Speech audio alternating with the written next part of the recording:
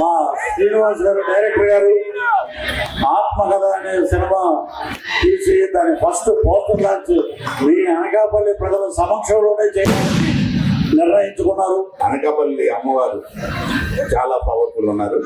అలాగే అనకాపల్లి ఉన్న జనం కూడా చాలా మంచివాళ్ళు. ఫస్ట్ లాంచింగ్ అక్కడ చేద్దామని చెప్పేసి నన్ను ఇక్కడ తీసుకొచ్చారు.